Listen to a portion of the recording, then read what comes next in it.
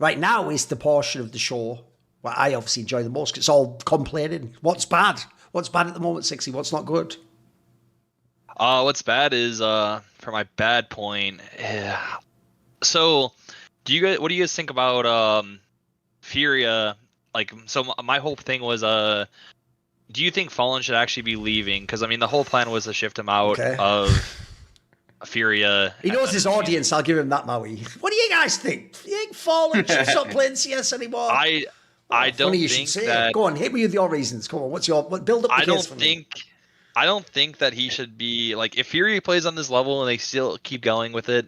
I think that they should. I think they should kind of stick around and see what happens. Like, I mean, I'm not just saying off a couple of results, but they've been on a trend for the from the major to not like keep going. They even Cologne and now the Blast they're like a Blast perennial London. playoff team. Yeah, absolutely. They've been playing really well, and their system seems to be working. Like, I feel like, you know, you give it some more time. Like, I'm saying right now, I wouldn't make that decision now, but I'm saying, like, you know, see what happens in the next couple months and go from there. Like, they have so many more events left. They still have the next major.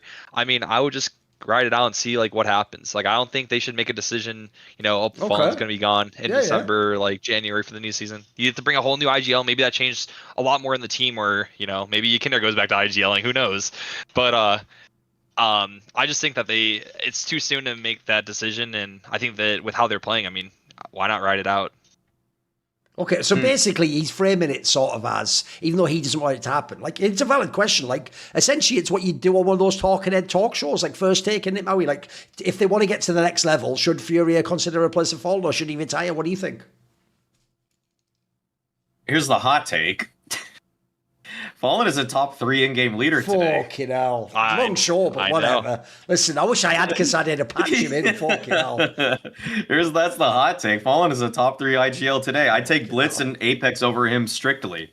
That's it. I would only take those two over him. I think FalleN has transferred over to the anchor role fantastically. I think he is a fantastic anchor. I think that what's crazy is you actually just, I mean, from the eye test, he gets his, he doesn't die in dumb ways. He usually can actually hold off executes to a decent degree. He's also somewhat mobile so that he actually moves around so they can actually enact some kind of macro CT idea. And on top of that, I think they have past 3 months, they have the best T-side win rate. They have the best T-side win rate of any team in the top 20, and it's by a significant margin too.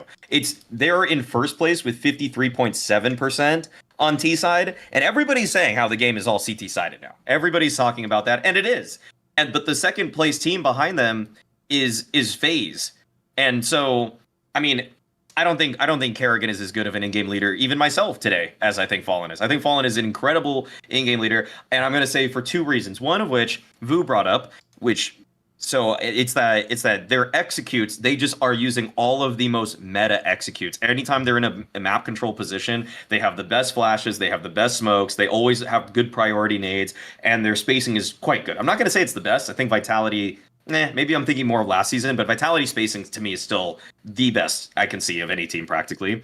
And then on top of that, their mid-rounding off of defaults is insane. Like they juke teams. They're actually juking teams in the mid-round, and I haven't seen stuff like this all season. Because the thing is with Vitality last season is, I thought Apex was the best in-game leader. Sometimes they're still just brute forcing their way through a problem, and they have such heavy shooters that they're just getting through any defense, even if they're choosing the more stacked bomb site. So I gave Apex a lot of credit because he did make some good reads without a doubt, and they did have a great T side, which I give them a lot of credit for. But FalleN is choosing the right bomb site so accurately and recognizing when he should do a start a site hit, pause, restart the hit, or reroute. Like, he has such a great idea of when they should be moving around. And so he doesn't frag as hard as Blitz does. Apex is also a better fragger, although he does have better positions on CT side.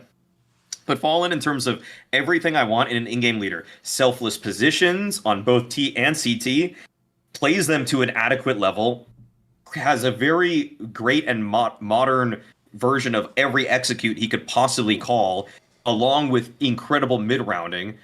That's everything I want in an in-game leader. And I think the only 3 that are really giving me that day in, day out are Apex and Blitz and FalleN. So yeah, I think FalleN is where he exactly should be. If his form inevitably declines, then we'll have another conversation about this. I'm glad he switched off the op because of the op he wasn't a great opper. Like, he just wasn't a great opper. I don't care what stats you show me. Vu was like, actually, with the op in his hands, he was actually like competent. I was like, I don't know, but like with every he wasn't that good. He wasn't as good as like actual oppers. So I don't care if his stats are okay with the gun when they really should still be 0.1 higher rating wise, Yes. like that didn't convince me. So I'm glad that he has embraced the CT role, and I'm glad that his T-side calling is actually really good. I think he's an elite IGL today. Put it this way, I'll answer the framing of like, should FURIA consider upgrading and changing? Here's the thing, I'll actually say I'm actually with you, believe it or not, which is, like, if the question is, could someone be a better IGL than this team? The answer is yes. But if the question is, should FURIA swap off FalleN specifically with this roster? The answer is, at the moment, no. I agree with you, though. It's not that it's no forever, but it's no for now. You should definitely ride out this whole season. And the reason why is, right now it works. Like, whatever he is piloting quite well. Because one, I'll go on individual part first. First of all, I actually agree completely with what you said at the end there, Maui. Here's the giveaway that people actually were just living on some, like, fucking hopium that FalleN could just go back in a time machine 10 years and be fucking awesome with the AWP. Is one, like, every time he had a good map, I know about it because it would be like, cling, cling, cling, cling, cling. Guys, quick, get little Timmy, FalleN's having a good map. It's like, but that would be like map one of a series, bro, like in the group stage. It's like, we don't do that. Remember, right? The joke is, how do I talk about Zemu's games? I mentioned the odd time he has a bad map. You guys are doing that when FalleN had a good map. That's how rarely it happened. And then secondly, here's how you also know he wasn't actually a good AWPer. Fans did do this goalpost move, which is, right, I'm sorry, when you're the AWPer, we haven't got time to do the whole side bar. There's no such thing as a support AWPer. That's a bad AWPer who can't be relied upon and has to like limit the angles they take. In which case, by the way, I think actually even more so in CS2, you should not have that player in your team. They will economically crush your team. It's a waste of time. You should never save the AWPs for them. It just doesn't make sense, right? So what people start to do is, when you're an AWPer, I'm sorry, you have to be one of the stars of your team, in my opinion. You have to at least, at minimum, be like the third best player in your team. You probably should be like the best player in an ideal world, but it depends on the setup and who's on your team. If you have Donk, I don't blame you if you're not the best, etc. But when you look at someone like FalleN, people had started doing that thing. Like you said, notice Fu didn't go, he's actually really good. They go, he's not actually as bad as you think. And so it's a fuck off. If you're talking about stars, you don't do it that way, mate. You talk about how good they are. So, for example, if you're ever going to this, you've already lost the battle. If your whole thing is like, yeah, but look, this AWPer, look how many times she still had over a 1.0. Why are you saying 1.0? Like, that's the star number for a fucking AWPer. Like, let's do that when we're talking about like the third or fourth player who's a fucking like anchor or something, mate. If it's the AWPer, I want to know how many games did he hit the ceiling? How many times did he like take over the match and he was better than the other AWPer? That's somewhat like that was not FalleN, and that hasn't been FalleN, by the way, for many years now. Like, it wasn't as big a deal when he was in like Imperial because the rest of the squad was a bit scuffed too. But if you look at this squad of players, it would actually be criminal to keep him on the AWP in this team of players, especially now that you actually got a way better AWPer. But I'll tell you the area I'll give him mad props. I actually think he is way better off the AWP than he is on it. Like, the AWP would have allowed him to get more kills and to like look better in like clutches and stuff. But the difference is, I'll actually give FalleN mad props. The area where his like vet experience is shown is, mate, he looks like 3 times better than Cadian on the rifle than when fucking Cadian swapped off. It's why I always used to say, and this is why I've got to give props to FalleN. I always used to think, not only was it a bad idea for Cadian to do that, but I think James was right to basically make it like, you either kick me as IGL or I'm staying and I'm the AWPer. Like, I'm not going to do what K did. I'm not going to become like the rifle or IGL, because I think those two players, Cadian and James, like their whole style of IGL was having them AWPing. Like, it was from that perspective. So I actually wondered, would it be the same with FalleN? He's tried to AWP pretty much his entire career. He's basically never been willing to give it up. Actually, he's the one person that made it through that like flaming hoop. He's the one that actually passed the test. And crucially, the reason why it's actually kind of cool that he did is because crucially, he's not a liability in this team. And bro, I'll actually use what I now call, I'm going to call it the Huxley principle, Maui, which goes at this, because it's when Huxley was in that G2 team in the first season of 2024, I always used to say, it's not that I would kick him for everyone, but if I could have gotten a better name, like I think someone like Shui or XCB would be better, obviously. If I could get that player, yeah, I would upgrade. So I'd say the same thing with FalleN. Look, if there's really a world where like Alexi B wants to join this team next year, yeah, okay, FalleN, time for you to retire, you can become a coach, mate. We're going to figure it out. But if there's actually not that many other people, I don't actually know how other IGLs would operate with this roster of players. And even though, by the way, I will say this part though, I'm not going to go with Maui on the train that goes he's top 3 IGL. That I do also think, like the Huxley principle, he has an excellent set of players though. Just like Huxley when he had JKS and Hunter around, he had a fucking awesome set of players. Bro, the actual real sleeper in this team is how good all the players are. Not only that, they're not just good separately, they fucking like synergize in some crazy way. Like you were saying before, like the Yekindar aspect. By the way, the crazy thing about the Yekindar aspect is it's allowed them to recreate what they used to have with Art. And mate, it can't be a coincidence at this point in time that Art becoming bad and eventually being kicked is the entire overlap of when Yuri was irrelevant as a player. The second you have like an Art type player, magically Yuri just knows how to play CS again. Keserato was good the whole time anyway. And then now you've got this fucking dope ass AWPer. Like, boys, we've got enough fragging. We've got all the stars. We've got actually all the roles even. So if you're FalleN, crucially, you're doing a good job filling in what's left. And actually, I have to say, I actually did think he would fail well, not on the AWP. He's actually sort of passed pretty well so far. And even still, by the way, because still we need the odd clutch if you need one, on every now and then. So yeah, good point. Yeah. Actually. Oh, okay. Well, yeah. Go.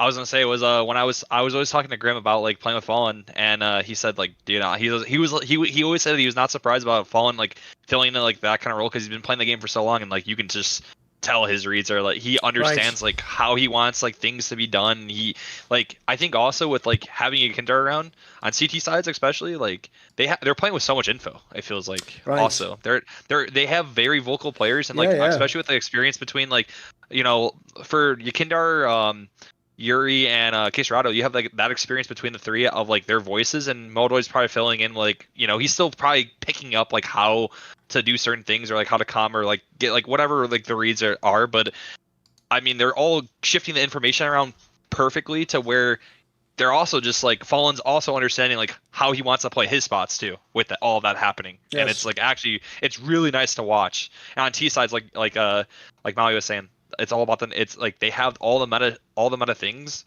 that they need to succeed with, and it's like actually perfect. Like I mean, sometimes like when we were practicing against them, they were like doing some really good stuff. And we're like, wow, that's actually really interesting, and it's like crazy. And some of the practices, FalleN was practicing from NA some of the time. Nice. Okay. So it's like they're just grinding always. Like even if he's like an NA or whatever. So I mean, they're just putting the work in, and I'm really glad it's paying off because I did hate like during the book during like that time with like FURIA, like when they were struggling. I'm like, damn, like I was like really like watching the FURIA style, and I think they were just missing that star rifler. But I mean, I think FalleN just like he's been on IGL for so long that he knows how he wants to work like Yekindar style and all the styles in the kind of make it a perfect like system. And it's just been working perfectly. I also think it's underrated, actually, that like not only is Yekindar's individual game come back, I would imagine they even, as a pure speculation, have a decent synergy. People forget FalleN's best time period. This is actually why I think, unfortunately, they built up an imaginary story about him. Was when Cold Zero was making all the secondary calls. Like it was the combo of the two. By the way, I've seen Cold Zero on his own. He wasn't the genius. I've seen FalleN on his own. He wasn't the biggest genius. But the two together was the magic. That's the fucking secret sauce, isn't it? Like they never ever had anything like that before or after. And if I look, the reason why Yekindar got to get the green light to try being the IGL is, as far as I can tell in all his teams, he's a pretty decent secondary caller, or at least the information he feeds you allows you to make some cool mid-round reads. And so it seems like those two have hooked up completely. That's another reason why I wouldn't fuck with this balance right now. I'd just leave it and see how it goes, man. Yeah.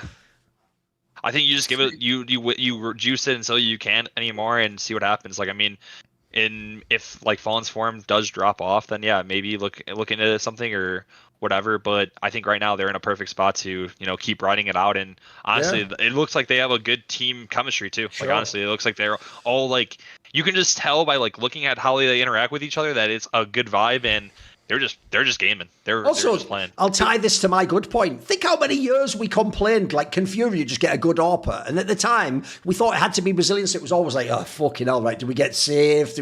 No, this is actually a way better AWPer than any of those players. Oh, yeah. Like, this is like added a new element to FURIA we haven't ever had in this team. The biggest flaw in all of Yekindar is that legitimately that dude would be a multi-millionaire by now if he was just born in North America. Like he Okay. actually has the personality that's perfectly suited to just gain adoration from all of the NA fandom. Like he said he wanted to be a porn star. He's like he's like he was super athletic. He ate a Which, by the way, no one ever puts these two things together, by the way. Here's the really creepy angle no one ever thinks of with that, like, real comment that he did. I know, I hate Here's that what people don't think about. Remember, his teammate James supposedly masturbates before he plays. Bro, think about it. What, would he be watching you? What are you talking about, you kinder? This is mental, bro. That's IGL synergy that's gone too far, okay? I'm saying that's the line. That's the line. Don't go past that. Keep it friendly, okay? No, but he's also, I mean, he just reminds me a lot of Stewie 2K in all the sure. in the good way. Yeah. On Stewie's peak, aggressive rifler that was a great secondary caller and never should have actually been an in-game leader. Yeah. That's it. Like those. And he had a period after a few years where he was just irredeemably washed. But it turned out in this case, unlike Stewie, it wasn't irredeemable. Exactly. That's where he wasn't like Stewie. So essentially, he was like Stewie in the good ways, but not in the bad way. Yeah. Hasn't won a major. I'll give him that. Stewie did win a major. I'll give him that. Exactly. Yakindar probably should have, but he just didn't stick around with Outsiders. He just left. Too bad. That is the what if, I have to say. And by the way, I hope they all have that what if, because it's not like Outsiders, at the Dynasty. They just won that one major, mate. If they've actually stayed together, that is a fucking what if scenario. I'd love to see that team play out. Like, they're going to be really good. It's actually really funny when Outsiders won that major, it was Outsiders, right? Yeah, Rio. When they won that major, when we were playing on Nouns, Cynic goes, Outsiders are winning the major. These guys are incredible. And literally months later, they won the major. Okay. He it was just a soul read. He just fucking saw it in the future. That was from scrimming. That was from scrimming a couple of different teams, and he's like, "These guys are just on a different level." Oh, fair enough. And it was like, "Yep, they're winning." You made it sound like he just like took salvia. No. Or something. That was like after. Oh, you're not gonna believe this, but Outsiders wins the major against them. After playing the RMRs and playing like just European scrims for a little bit, he's like, "These guys are just on a different level." It was it was funny. That does something about the Jame-led VP did inspire people in a way that was much more fervent than what anything that they've conjured up since then with electronic. Like, also at Flashpoint 2 when we were in London, we had to write down our prediction, put it into a hat or something like that with our names on it, and I wrote down that VP were going to win that event because just watching them online, I was like, these guys are absolutely insane. Like they play the style that James created with Yakindar playing like that. It was just, it was very hard for people to actually deal with them, and you have to like adapt yourself to them so much more than they have to adapt to you. If you just try to run at them, they're just waiting for you, and if you try to outweight them, they're just better at waiting than you. They know how to work those kinds of moments better. When I was talking to you, Kindar, at Fisher or before Fisher, we were just talking in the airport, and I was just like asking, like we were just talking casually, and he said like he just needed a break, and he's been doing it for so long, and it was nice to get that break in, and he came back stomping. Oh, you know what I've realised now? This is just too on the fucking nose. Apparently, it's just something about Latvians. When they get shit, it's like you have to like reset. I tell you what, I know what happens. Oh. Wait, are you ready? Here's the analogy. Yeah. When a Latvian gets washed, it's like your mobile phone. You can't use it again immediately. You got to put it in that bag of rice and then come back a few days later, and all the moisture will be on. It'll no longer be washed. At that point in time, it's ready to be used again. So what we learned is just give them a little break. Just give them a little break, and they come back fresh and good as new. That's what. It worked for both of them. It's bizarre, isn't it? I know. Yeah. Now all we need is Heku to come back. There you go. There's 3 for 3. Listen, it's your turn. It's your time to come back now. Get hired. See more cool, funny, interesting clips based on topics from my content? Well, subscribe to this channel then, or, be a pleb and don't.